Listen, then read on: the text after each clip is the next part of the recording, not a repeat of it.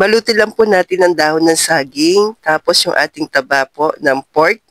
Nilagyan ko lang ng asin at paminta at konting luya, sibuyas at bawang. Ang sarap nito pag sama-samahin. So ito na po yung low carbs. Meron akong boneless bangus, GG na maliliit po.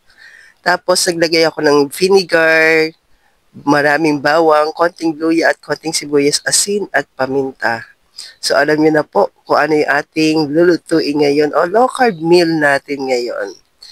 Yan. So mix lang po natin maigi. Then yung ating mga fish, ayan, padaanin natin sa ating vinegar. Tapos po, babalutin natin yan ng dahon ng saging. Then kapag nabalot na po natin ng dahon ng saging, maglagay na po tayo ng taba ng pork. Dagdag po yung fats. Yan po yung ating dagdag na energy. Nilagyan ko yan ng asin paminta. Tapos, naghiwa po ako ng bawang, konting luya at konting sibuyas. Yan yung pinaka ilalagay natin sa ilalim. Pwede bang dagdagan ko ng laman ng pork? Pwede po, mas okay. Yan, ginamitan ko po yan ng food processor po yung ating pork. Tapos, ilalagay na natin yung ating mga isda. So, sa isda, kayo na pong bahala kung anong gusto po ninyo.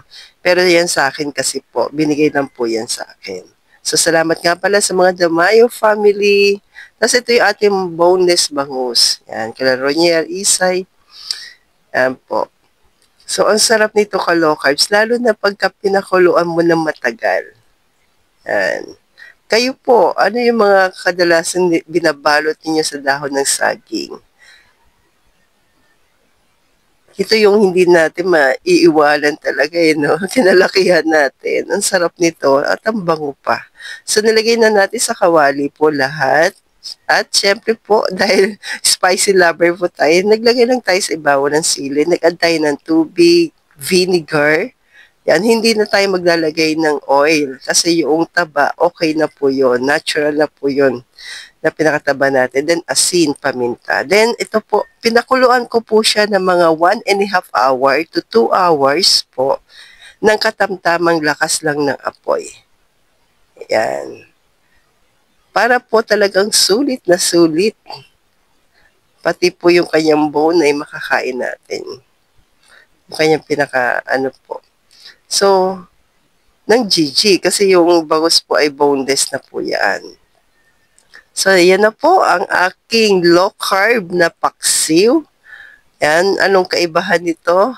Actually, yung taba po, talaga hindi naman natin nilalagay yan pag sinabi paksiw. Pero dahil nga po, source ng ating protina o source ng ating energy, yung protina at yung fats, so pinagsama na natin para sa ating paksiw. So nawayin, magustuhan niyo po. Kung gusto niyo mag-add ng konting ampalaya, pwede naman po. Nalimutan ko lang maglagay. At ang aking drinks ay sa malamig. Yan. So, enjoy your low carb meal po. Stay healthy. Ito po yung pinakataba ng fork. Yan. Sarap nito low carbs. And stay low carb po. God bless sa ating lahat.